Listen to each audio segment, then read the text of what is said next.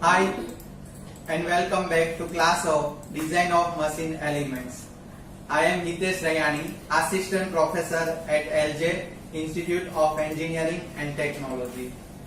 This is lecture 6 fatigue.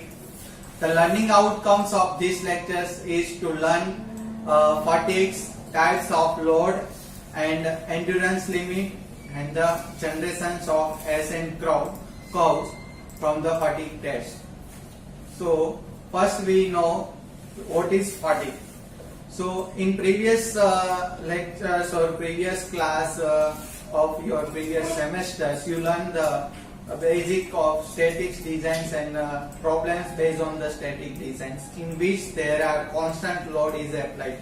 But in actual conditions or in some applications, there may be the load variations. So according to the times, load is varying. So in many applications, the component subjected to force which is dependent on time. So the load is vary according to the time. So these according to these variations of load, whatever the stress induced on component, that is known as the fluctuating stress. About 80% of the component failure is due to the fatigue failure. As we done the one experimental to break the wire in our childhood, we have to apply the compressive and the tensile load on particular wire, so we can break the wire easily, as because it the applications of the reversible load. So there are three models for the cycling stress. First is the fluctuating stresses, second is repeated stresses, and third is reverse stresses. So these three models we have to learn in these chapters. We seen one by one. First we seen the fluctuating stress. So fluctuating stress is the stresses which varies sinusoidal manner with respect to time. So as shown in figures, you can see that there are the fluctuating stress which varies with respect to times, and the path of variations it is sinusoidal manner. So stresses varies in sinusoidal manner with respect to time. So according to these variations, there may be sigma max, that is the maximum stress, and sigma minimum, that is the minimum stress. So it has sigma A is equal to, that is the amplitude stress. So you can see that in figure there are sigma A, and that is nothing but the half of the difference of sigma max and sigma minimum. So sigma A is 1/2 sigma max minus sigma minimum. And you can see also there are mean stress. So according to these variations, the mean stress is sigma max is equal to 1/2 sigma max plus sigma min. So next is repeated stresses. So it is observed that repeated stress is the special case of fluctuating stresses with respect to sigma minimum is 0. So in repeated stress, the stresses is fluctuating but the sigma minimum is 0. So you can see in the graph.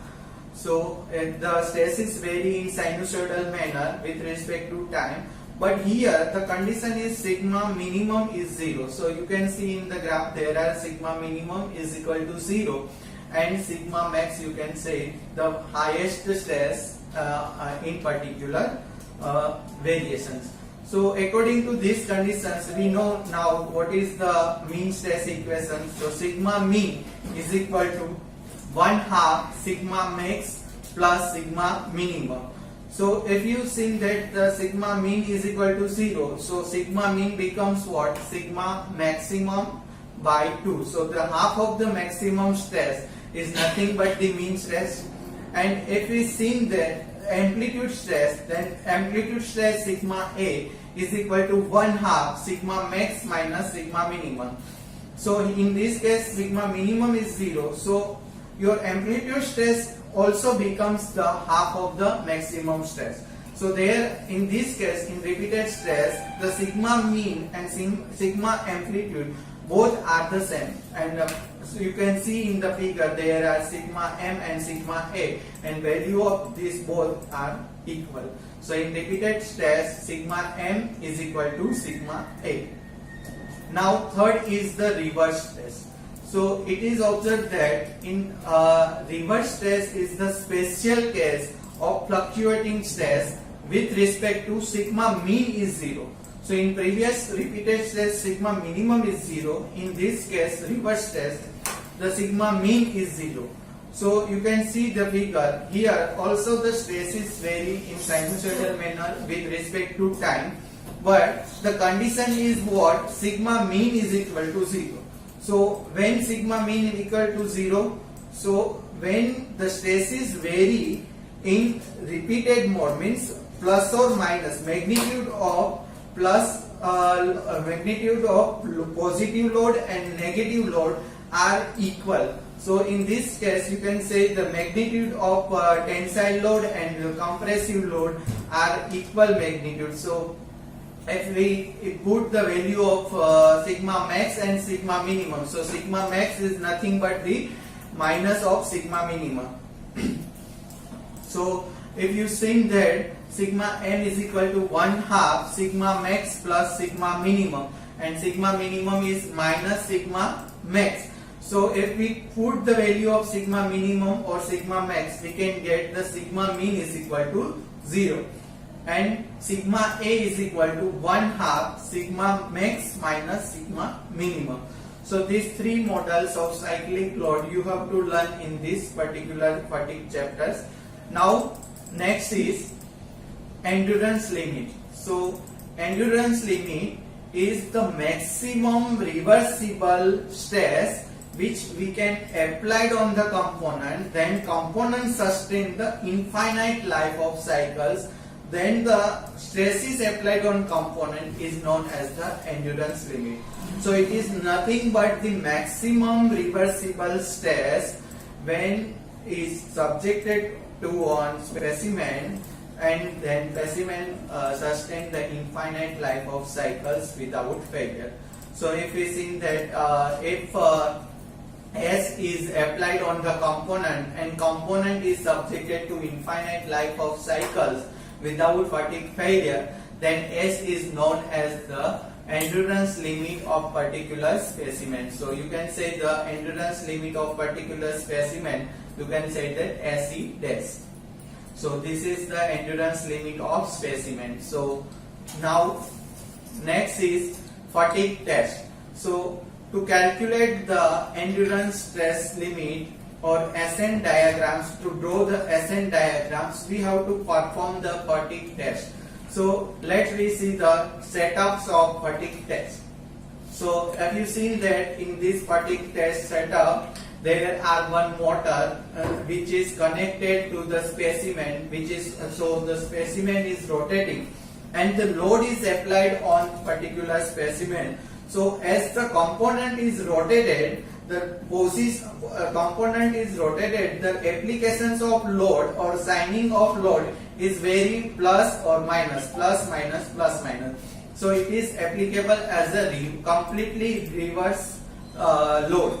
So in this case we have to apply the completely reverse bending stress on particular component, and according to the stress magnitude, the failure of particular specimens we have to note, and from failure of particular components we can generate the ascent diagrams, that is we can see in the diagram.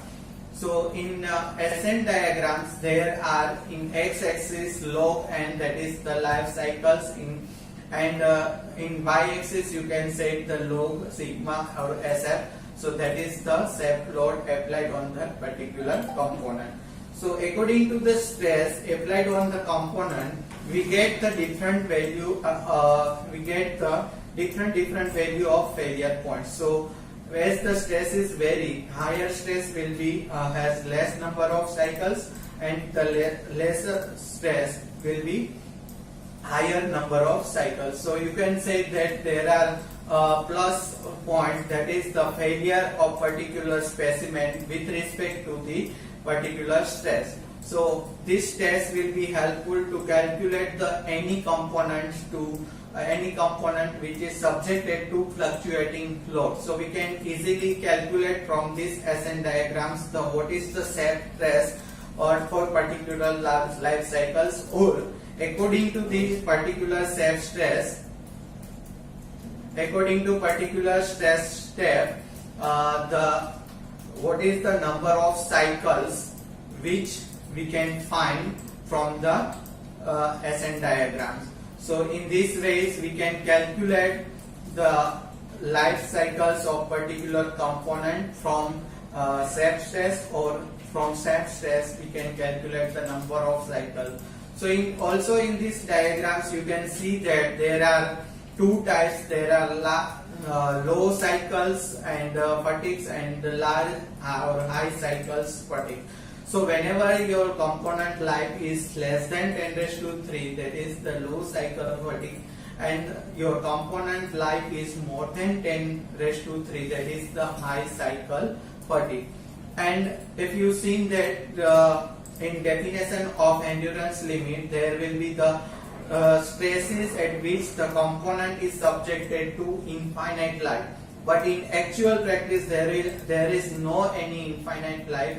So component must be failed at any one time. So we have to consider the infinite life as component sustain more than 10 raised to 6 cycle.